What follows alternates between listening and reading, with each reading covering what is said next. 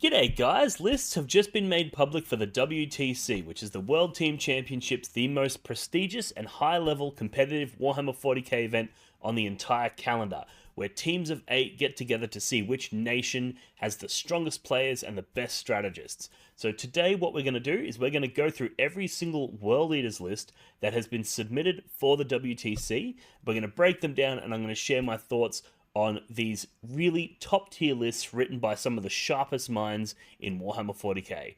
Let's get stuck into it. Look for the Blood God.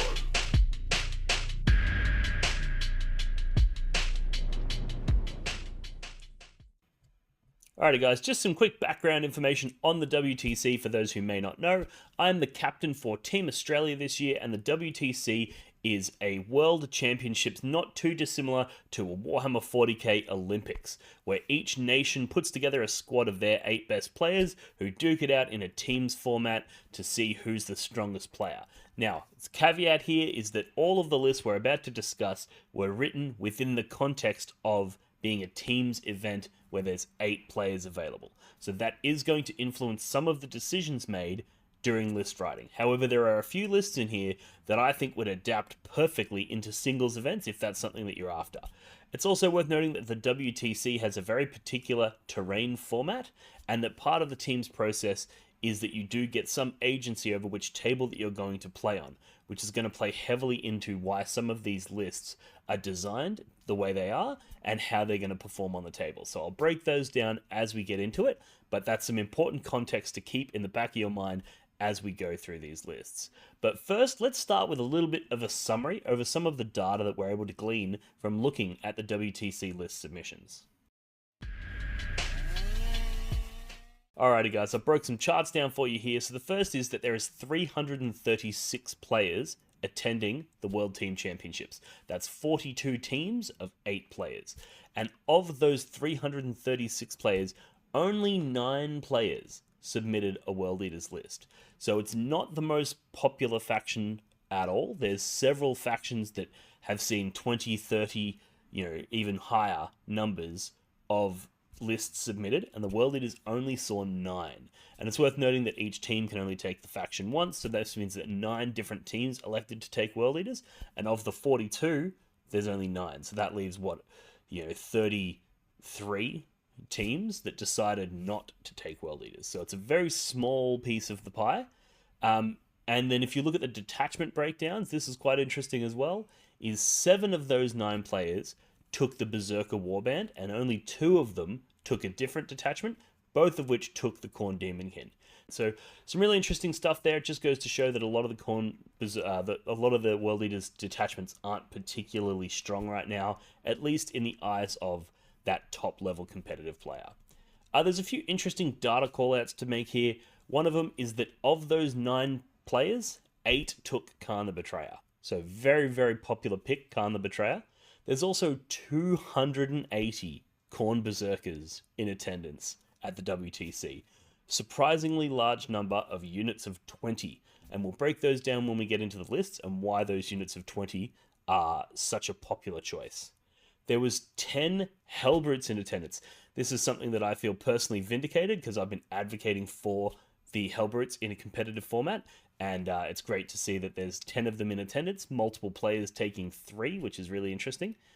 We've also got 17 units of 2 spawn, so a total of 34 spawn. So very, very common, very popular, and very powerful unit, the World Leaders spawn. We got 17 Forge Fiends as well, so again, another real obvious choice as a really powerful unit within the World Leaders Codex. We got 4 Mauler Fiends as well, which was a surprise. We got 7 units of 3 8-bound and 4 Demon Princes. So this is a bit of a breakdown of the most popular units, and that's going to give you a little bit of an idea when you're writing your own lists, which units you should be considering for your list. So again, we'll break down the team stuff, but all in all, these are the most powerful units available to the World Leaders. And then we'll talk a little bit about the design philosophy. When you're writing a list for a teams event, it's a very different process than when you're writing it for a singles event, because you have to factor in that you get to select your table often, and also that you get some agency in who you're going to verse. There's two ways that you can generally approach this. One of them is to write a list that's specifically designed to target a certain foe and then use it as a pairing sword. And that means basically if your opponent puts up your intended target, you attack with your sword, right? And the other version is one where it's good into a wide array of the meta, and it's got a couple of weaknesses, and then basically what you do is you dodge your weaknesses by putting yourself up, and then if they put in something that you're not weak into, you select that as your opponent, and that way you can dodge your weaknesses to some extent, and you can target specifically the things that you are good into. So that really skews the way that people write their lists, because typically speaking, when you're writing a singles list, you kind of have to be able to beat everything. Otherwise you're not viable, because there's every chance that you're going to come up into something that you can't beat, and it's going to ruin your chance of winning the event. Whereas in a teams environment, it's actually okay to have a few things that you're bad into, because you can dodge them.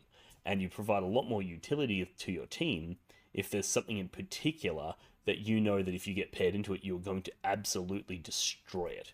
So I think these two methodologies have played a big part in people's lists design. Many lists have adapted to the knight meta, so both Chaos and Imperial Knights. It seems like these are predominantly running those big knights, 5 big knights or 4 big knights and a bunch of small knights, but lots and lots of really big, hard targets. I think that's influenced the inclusion of a lot of Hellbrutes because they're really good at that. Also, the Mauler Fiends, I reckon they're a response. And there was one mad lad that took ANGRON. So I think, again, that's a response to the emerging knight meta, where you need to be able to crack those big targets. There's also the idea that there's the early put up on WTC is going to allow you to pick your table. And that is one of the things that I think has facilitated the 20 Khorne Berserker lists. Normally, you wouldn't even fathom running 20 Khorne Berserkers, because where are you going to hide it? It's such a big unit, your opponent's just going to shoot at turn 1.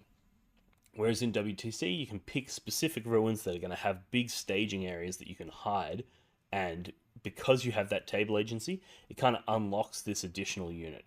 This is one of the reasons why I love team events, because they do unlock certain things that are not really viable picks in a singles environment, but they can be used in teams, and that makes them a lot of fun. So the next is that the world leaders in general are quite vulnerable to certain things. However, being a teams event, you can dodge those things that you're vulnerable to. And as a result, things like 20 Khorne Berserkers, which is really, really vulnerable to like blast weapons, you can just, if the opposing team puts up somebody who doesn't have any blast weapons, you can attack with your world leaders. And now one of the biggest weaknesses doesn't come to pass. And as a result, you're able to take these units that you probably wouldn't see very often in a singles environment, you can take them in a teams environment and be pretty confident that you're going to get some success. So that's a little bit of a breakdown of the data from the announced and released lists. But let's jump straight into the first list that we have to review. Ned Kelly was an Australian bushranger, outlaw and folk hero who was best known for wearing a homemade suit of armour during a shootout with police in 1880. Kelly became legendary in Australian folklore, with some viewing him as a symbol of resistance against authority and others viewing him as a dangerous criminal. There is one question that historians have never been able to answer, and that is, what would Ned Kelly look like as a space marine? Well, he'd have to have his iconic metal helmet, of course, and big dirty trench coat. He'd have to have 2 pistols for shootouts. One would be a plasma pistol, the other a bolt pistol, just like CYPHER. Like CYPHER, he'd also obviously be a space marine, but more of a renegade marine, one of the ones that hates demons and the warp and is just a rebel against a corrupt imperium, an outlaw that is fighting back against corrupt authoritarianism. Yeah.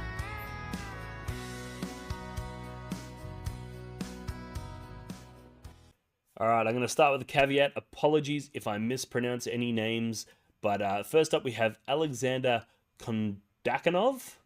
Kondakov. He's from Team Cyprus, and he's running the Berserker Warband. Like we said at the start, most people are running the Warband. He's got Khan the Betrayer with 10 Khorne Berserkers in a Rhino. He's got 3 units of 2 Chaos Spawn. He's got 3 Forge Fiends, all with Ectoplasma. He's got a single unit of 8 bound. He's got a unit of Goremongers. He's got 3 Hellbrutes, all with Hammer and Fist. And he's got 2 Mauler Fiends and a unit of jackals. Now, this is almost identical to my Hellforged list archetype that I released in a video a few days ago. And what he's done here, which I think is a really, really clever change, is in order to adapt to that knight meta, where he's expecting lots of big, heavy targets, he's essentially taken 2 units of 8-bound out and replaced them with 2 Mauler Fiends. And they both have those magma cutters, which are a really, really fantastic weapon for killing those big targets. I think this is a really clever list, and I think this is almost perfect, to be honest. This is a good starting point, and this is probably what I will run for the War Masters event myself, because I think this has a lot of flexibility in that it's got your Berserkers, it's got your Forge Fiends, it's got your Spawn, it's got your 8-bound, it's got your Hellbrutes. Like, it's got all of those things, so you can play into a wide array of opponents. But it also has lent a little bit harder in the anti-mech direction to adapt for the evolving meta. So Alexander, fantastic list. I love it. And I think this is a really good baseline.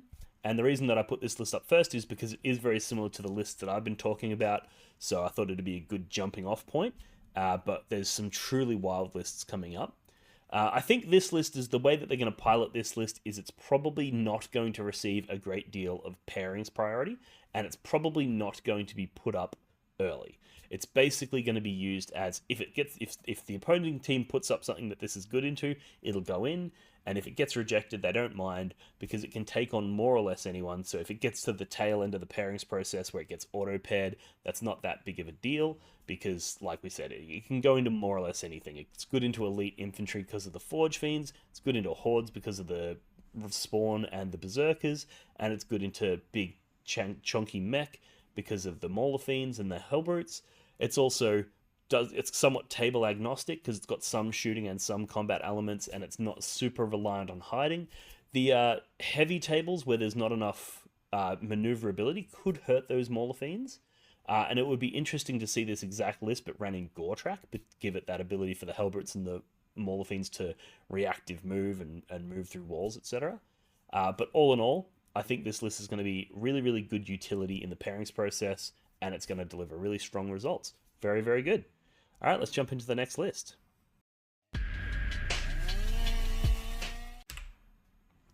All right, next we have Marcus Jensen from Denmark. He's also running the Berserker Warband. Slightly different list here, though. We've got a Demon Prince on foot with no enhancements. We've got a Juggernaut Lord with no enhancements. Then we've got a Master of Executions with the Berserker's Glaive and Khan the Betrayer.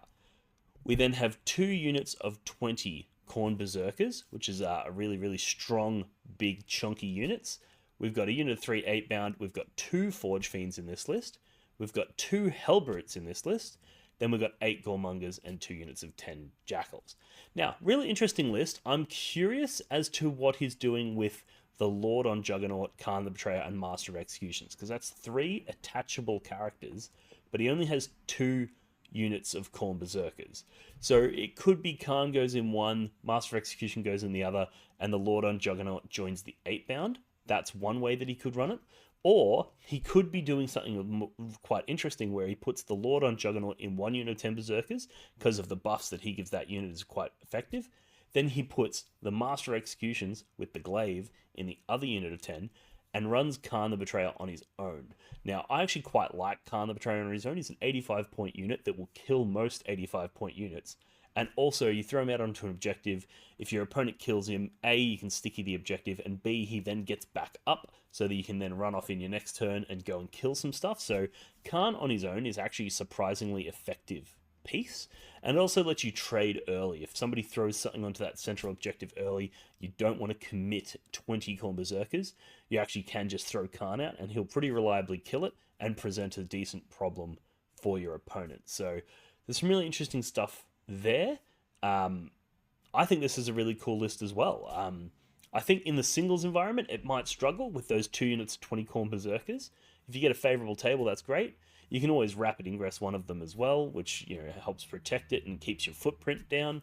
And it can just come on from a table edge somewhere, then move out, advance, charge something, and use your big 6-inch consolidate to get really stuck into your opponent's lines. So very interesting list, very cool. I'm a big fan. All right, next we have Marc Bonnet from France. Now, the French team are going in as heavy favourites this year as they were last. They have been putting in a ton of work, and they have some of the strongest players in the world over in France. And this list is probably one of my favourites at the entire event.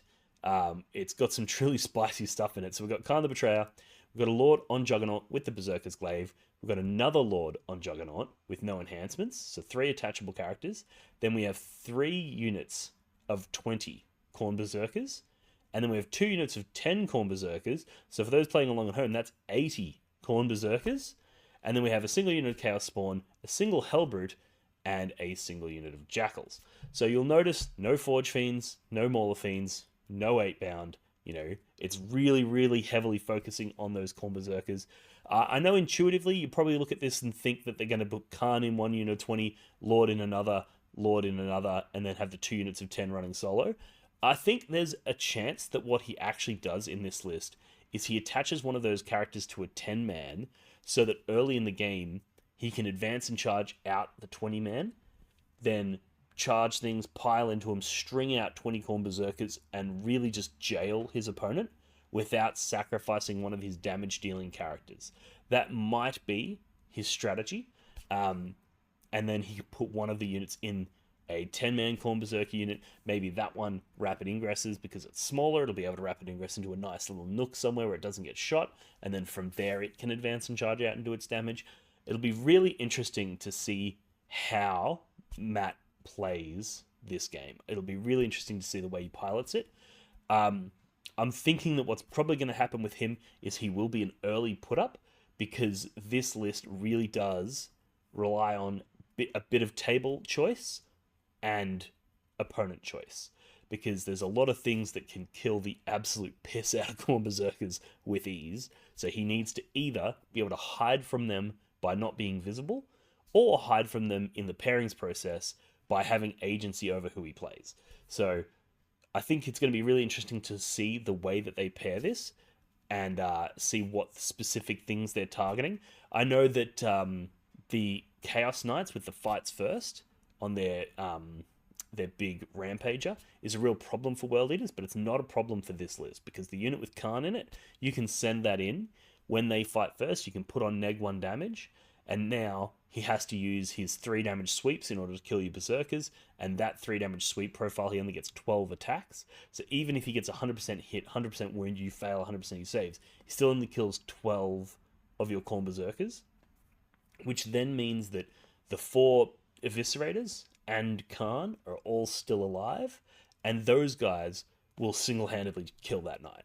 So even through the fights first, this can go in and do its heavy damage. However, I think what Matt will probably do in the case of dealing with things that fights first is he'll use the Berserker Slingshot to basically have one part of his 20-man hit the target and then the rest of it swing around. And if he can do that while staying outside of 6 inches, that big knight can't heroically intervene, and therefore he can pile into it and fight it and kill it before it strikes. So I have no doubt that Matt knows that trick intimately and has the capacity to deploy it against those fights first targets. And I almost wish I signed up for the event just purely as a spectator so I could go and watch their games, and hopefully a bunch of them go up on the French Wargame stream, because I think this is going to be an absolute fascinating list to watch, because if he can make this work, it'll be truly fascinating. So yeah, Matt, fantastic. Love the list, mate. Absolute ripper. All right, next up we have Michael Hooper from Iceland. Now, he's got a Demon Prince on foot with the Blade of Bloodshed. This is a Khorne Demonkin detachment, which is really exciting. And for those wondering, the WTC rules cutoff was before the GW errata that changed the way that the Khorne Demonkin summoned from slaughter stratagem works. So Michael will be playing with the original rules, which means that the Bloodletters in this list are going to pop off. So he's got the Blade of Bloodshed on that Demon Prince, which is going to make him an absolute monster in combat. He's got Scarbrand for an additional monster in combat. Then he's got 4 units of 10 Bloodletters. So that's going to give him maximum utility with that stratagem. He's going to be able to use Uppy Downy and then combine that with the Summon from Slaughter to be able to do that into turns 4 and 5 very effectively. Then he's got 3 units of Chaos Spawn. These are fantastic early trades. They also proc that Summon by Slaughter really effectively, so that's really cool. He's got a Hellbrute in there. He's got 2 units of 10 Jackals. It'll be really interesting to see if Michael pulls off the Summoned by Suicide strat that I was talking about the other day, where you intentionally charge your Jackals in, you string them out in a long line, and then when your opponent kills the Jackals that you've sacrificed, you remove the last one, and then you summon your Bloodletters on the other side of the table. It'll be really interesting to see if Michael pulls that trick off. Then we've got 3 Forge Fiends, triple Ectoplasma each, and these guys obviously are a fantastic way at getting those summons because you're able to shoot something, kill it, then Deep Strike in the shooting phase, and then charge from that point. Very, very cool. And he rounds the list out with a unit of 8 Goremongers and a unit of 5 Fleshhounds. Now, the Fleshhounds are great. They have Uppy Downy inbuilt, so they're going to be able to keep doing that sort of screening your home out for the first couple of turns, and then once your opponent no longer has the capacity to Deep Strike, you can then Uppy Downy your Fleshhounds and Deep Strike on them. Very, very cool. And the Goremongers are just another tool that's really good at getting you those early Summon by Slaughter points because they're going to throw themselves out into the fight very, very fast. It is worth noting that the WTC have FAQ'd it, and it's been supported by Games Workshop, that you can't use Summon by Slaughter in the first battle round. So even though it says just take one of your units that's in reserves and have it arrive via Deep Strike, in the same way that you can't use Rapid Ingress in the first turn, this is the same sort of deal. If you have Bloodletters that are starting on the off the table, you can't have them arrive from Deep Strike in that first turn. So quite cool, and that is Michael Hooper's Khorne Demonkin list.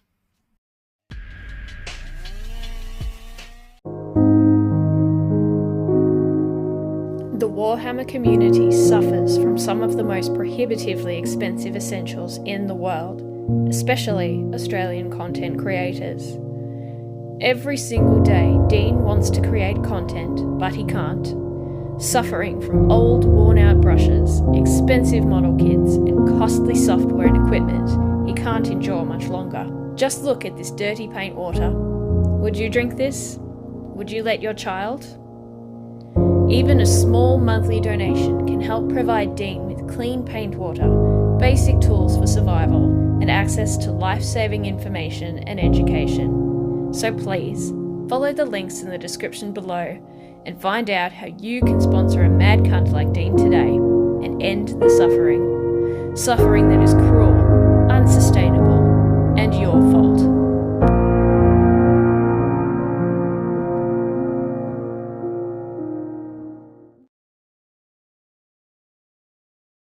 Next up, we have a good friend of mine, Alex Taus from New Zealand, and he's running the Berserker Warband as well. He's got a Khorne Demon Prince on foot with the Helm of Brazen Ire for that neg-1 damage. He's got a Juggernaut Lord with no enhancements. He's got Khan, the Betrayer. Then he's got a unit of 10 Khorne Berserkers and a unit of 20 Khorne Berserkers. Now, what I think he's going to be doing here is he's going to take the unit of 10, put Khan in it, put it inside the Rhino, and then he's going to take the Juggernaut Lord and put that with the unit of 20. So a really cool little combo there. We're going to have a Rhino, 2 units of 2 Chaos Spawn, a unit of Goremongers, then we've got 2 units of 3 8-bound, 2 Hellbrutes, both with Hammer and Fist, and then 3 units of 10 Jackals. So lots of Jackals in this list. It's really interesting, I'll note on this at this point, is that so far every Hellbrute that we've seen has been a combination of Hammer and Fist, which has been the loadout that I've been recommending. I know a lot of people online have been saying they prefer the Power Scourge and the Fist, and I think that the reason people are opting for the Hammer is specifically teching into that Imperial and Chaos Knights meta, because that Hammer with the AP3 is going to go straight through their saves, and the D6 damage is just fantastic. So I think people are using the Fist for dealing with your infantry and your elite stuff, and then the Hammer is there specifically for donking Knights dead. I think this is a really cool list as well. It's quite well rounded. It's got a lot of different components that are all the really popular ones.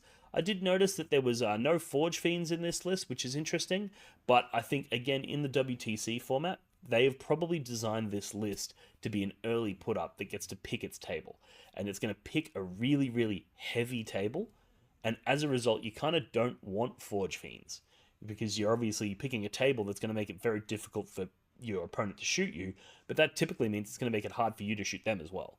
So I think he's taken the Forge Fiends out, so that he can basically zero in on the fact that he's going to have some agency over the table that he wants. So he's probably going to be either their first or their second put-up list so that he can select that heavy table, which is why we don't see Forge Fiends in this list. At least that's my guess. Alex may have a very good reason other than that he doesn't want the Forge Fiends. Maybe he's teching into specific matchups where the Forge Fiends aren't particularly effective. Like, for example, into Knights. Forge Fiends don't do a great deal of work there. But yeah, that's Taus's list, and I think it's a really ripper of a list. Next, we have Ricardo Ferreira. Apologies if I've butchered your name, mate. Berserker Warband, Khan the Betrayer, Juggernaut Lord with the Favourite of Khorne, Master of Executions with the Berserker's Glaive, and then we've got 10, 10, and then 20 Khorne Berserkers, and we have 2 Rhinos. So it's going to be Khan, 10, Rhino, Master of Executions, 10, Rhino, and then Juggernaut Lord in 20, is how I expect him to run it. Now, that's not necessarily guaranteed. You know, there may be some matchups where he decides that Khan in the 20 is more valuable, because then he's providing that reroll 1s to hit and wound to all 20 of them. But I suspect that he's probably going to be putting the Juggernaut Lord in there. And then he's got 3 8-bound, 3 more 8-bound, 2 Forge Fiends, 2 units of Chaos Spawn, and a unit of Jackals. This is a nice, well-rounded list. It's got the Forge Fiends, it's got the Spawn, it's got the 8-bound, it's got the big unit of Berserkers, but it's also got the smaller units of Berserkers. It's a very well-rounded list. I think this one's probably a little bit more table agnostic, because you're going to have 2 Rhinos. They're relatively small, they're easy to hide, easy to stage, which means that your primary staging area can be used for the 20-man brick with the Juggernaut Lord, and that brick is going to be able to threaten the center of the table, is going to be able to threaten anybody that comes anywhere near your deployment zone, and then the ones with the 10-mans in it, the Rhinos can move out on the flanks, and that's going to allow you to threaten their safe objective whilst sandbagging and protecting your own. I think this is a fantastic list, actually. I think this is going to play really, really well across multiple tables into multiple different types of opponents. So really, really cool list, Ricardo. I think this is fantastic. So I look forward to seeing this in action as well. All right, next up, we've got Joel Larson from Sweden. He's running a Khorne Demonkin list, which is very, very interesting. He's got Khan the Betrayer. He's got a Lord on Juggernaut with the Disciple of Khorne. Then he's got 3 Master of Executions, one of which has the Blade of Bloodshed. And then for units, he's got 2 units of 10 Khorne Berserkers. Now, you might be looking at that going, hang on, 2 units of 10 Khorne Berserkers, but he's got 3 Master of Executions and Khan. What's he doing with all these characters? Now, I think what he's probably doing is he's probably having Khan lead one, the Master of Executions with the Blade of Bloodshed lead the other, and then those 2 solo Master of Executions are probably being used as just cheap 65-point trading pieces that are going to be used to proc that Summon by Slaughter stratagem. Because you've got plenty of Bloodletters in the list, and these guys are a very cheap, efficient trading unit, and with that Acts of Dismemberment, they actually do go in and kill decent amount of things for the cheap 65 points that they are. So that's really cool. He's got 2 units of 10 Jackals. He's got a big unit of 6 Blood Crushers. This is obviously where the Lord on Juggernaut is going. This unit's fantastic. Moves through walls, does impact mortals, charges, kills things, summons Bloodletters. It's a really, really cool unit. He's got 3 Forge Fiends, 3 Forge Fiends as well. Obviously also there to help with proccing that Summon by Slaughter stratagem. He's got 3 units of Bloodletters, and he's got 2 Rhinos. So you're going to have Khan, 10 Berserkers, Rhino, Master of Executions, 10 Berserkers, Rhino. Then you're probably going to have the big Juggernaut unit. That Juggernaut unit will probably stage centrally. The Rhinos will move out onto the flanks. And then you're going to have Forge Fiends supporting the Rhinos on those flanks, shooting things, summoning Bloodletters in to deal damage to your opponent's objectives. And then, on that turn 3 or turn 4 is when the Juggernauts will come out. You'll disembark all your Berserkers and you'll go in for your go turn, and you'll do some serious damage with the Khan and the Blade of Bloodshed Lord, especially if you're able to get up the Blood Tithe points early enough that you're able to do things like gain access to full rerolls to wound, and then you trigger your dev wounds. This unit can do this, combo can do some serious damage. So really, really cool list from Joel from Sweden. I think this is fantastic. And another one that I wish I could watch, another one that I think will be really fascinating to see on the table. Folks, let me tell you, ANGRON's rules were ruined, totally ruined by the previous guys. They didn't know what they were doing, believe me. But we're going to make them great again. So great, so strong, so powerful. Get your Make ANGRON Great Again hat today and join the movement. There are links in the description to our store where you can get your own Make ANGRON Great Again hat, support this channel, and join the movement. Now back to the video. All right, next we have Anthony Vanella from Team USA Berserker Warband, and Anthony is making ANGRON great again with ANGRON as his warlord, Khan the Betrayer. He's got a Master of Executions with the Berserker's Glaive. He's got 2x10 Khorne Berserkers. He's got 2 Rhinos. He's got 3 units of Chaos Spawn. He's got 10 Jackals. He's got 2 Forge Fiends and 2 Mauler Fiends. Now, I think what's happening here is they've acknowledged that Knight meta, and they've gone, you know what kills big Knights very easily? ANGRON.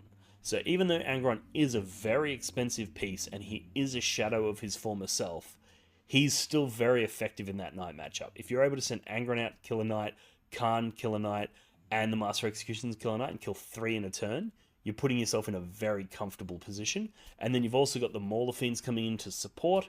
The Mauler Fiends and the Forge Fiends actually pair really well with each other, because if you can shoot a Knight with the Forge Fiend, do at least a wound to it, you're now getting pluses to your charge rolls and pluses to your hit rolls on those Mauler Fiends, which means they go in and are very effective at killing those Knights as well.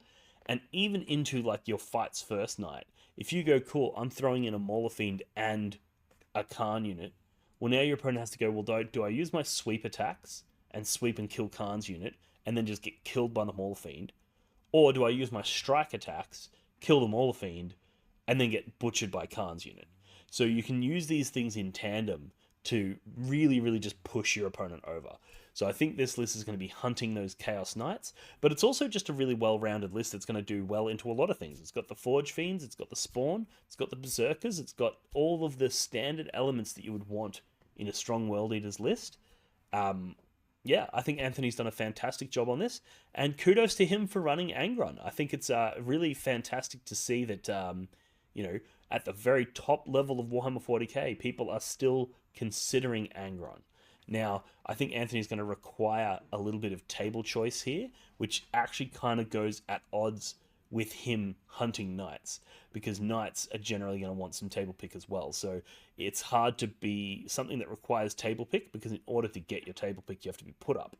But if you're put up, they just don't attack you with Knights. So it might be very difficult for Anthony to get those Knight matchups, but if he's in the pool and they put up their Knight player, either their Knight player is going to have a ton of guns and they're going to pick a light table, in which Anthony's going to really struggle, or they're just not going to pick him. Like if they put in Anthony and somebody else, they're just going to pick the somebody else. So I think Anthony's written this list more as a threat than anything, right? He's threatening to attack Knights. He probably never will, but what the Team America can do is, if their opponents put up Knights, they can put in Anthony and then whoever it is that they want to verse the Knights. And they know that their opponent can't pick Anthony. They can't. Chaos Knights and Imperial Knights cannot deal with this list. It's just too much raw damage in the Mauler Fiends, ANGRON, Khan, and the Berserker Glaive, all of which are very effective at killing Knights. So their opponent's going to be like, I can't deal with these World Eaters, I'm going to have to pick whatever the other thing is. So if the Team America's got multiple things in their lineup that can get decent scores into Knights, this is going to make for a very effective pin. And I think that's what their strategy is. So they've probably, the brief that they've given Anthony is, write a World Eaters list that's so scary that we can use you to bully the Knight players and prevent the opponents from ever putting their Knights up. And as a result, that the Knights are going to, in the opposing team, are going to have to attack certain things so that they can dodge the World Eaters. And anytime you put your opponent in that sort of position is a massive leverage for you in the pairings process. And I think that's what Team America have done really, really well here. So I look forward to catching up with Anthony, talking about the ANGRON in his list. And maybe I'll give him a Make ANGRON Great Again hat as a gift, as a way of saying, good job for running ANGRON, mate. But yeah, love the list, and I think it's going to do really, really well. Next, we have a bloke from Finland named Ito Peltola. I'm so sorry, mate, if I butchered your name. I am atrocious when it comes to foreign names. But he's got a really cool Berserker Warband list. So we've got a Demon Prince on foot with Helm of Brazen Ire. We've got Khan the Betrayer, and we've got a Master of Executions with the Berserker's Glaive. So these are three very, very popular units. Then we've got 2 units of 20 Khorne Berserkers, a unit of 8-bound, 3 units of 2 Chaos Spawn, a Hellbrute, a unit of Jackals, and then 2 Forge Fiends. So he's opted for that maxed out Berserker bricks, 2 units of 20, 1 led by Khan, 1 led by the Mo. No need for a Rhino. These guys are going to deploy. They're just going to advance and charge out from the safety of a ruin and do their damage that way. Supported by 8-bound where they need to. For example, if you're going into like big Necron warrior bricks, this unit of 20 has the capacity with the 8-bound has the capacity to kill 2 units of 20 warriors in a single fight phase if they can connect with the right number of models in the right places. So the damage output on these units is as high as it can possibly be, and I think he's going to wield them quite well. And then you've got the Forge Fiends as well to soften up targets as well, allowing you to sort of use bits and pieces where you want. And one of the things that's worth noting on the 20-man Khorne Berserker units is that even after it starts taking casualties, because most of the damage from the unit is going to come from those 4 Eviscerators, it actually means that you've got essentially 15 ablative wounds, 16 ablative wounds. So, or ablative models, which is 32 ablative wounds. So it takes a long time for your opponent to actually start removing the damage from the list. And even when there's only 4 Khorne Berserkers and Khan left, that little 5-man squad goes around and murders things, absolutely murders them. So I think this is a really good list, and I think it's a really interesting take, and I love to see that Hellbrute in there. Alright guys, so that rounds out the summary of the World Eaters lists that are present at the WTC for 2025.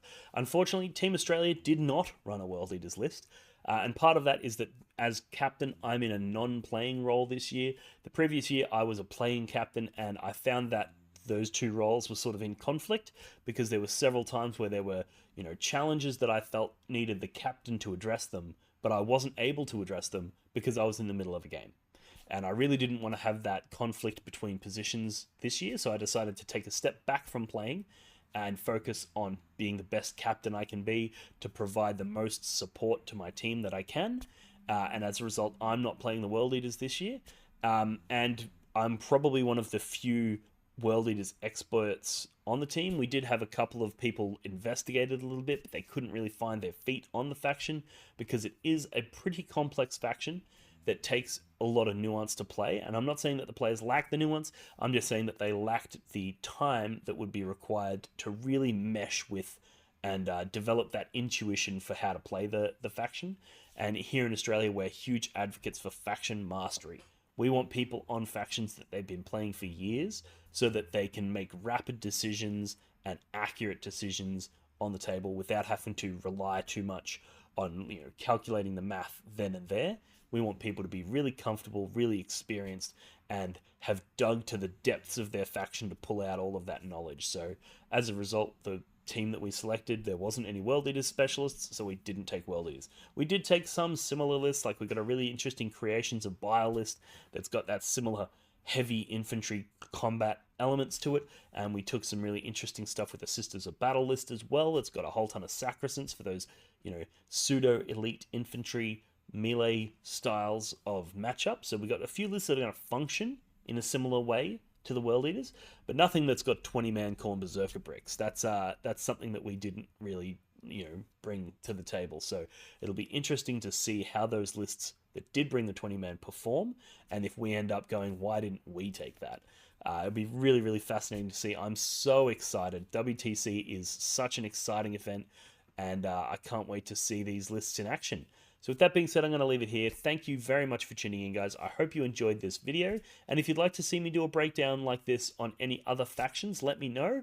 I've got plenty of people on Team Australia that I can get on to help me out with their expertise. Maybe I'll get Jeremy Martino on so that he can do a breakdown of the Chaos Space Marine lists. And yeah, we'll take it from there. But let me know what you guys think in the comments section below. Let me know what you think of these lists. And I'll see you in the next one. Cheers. Walk for the blood god.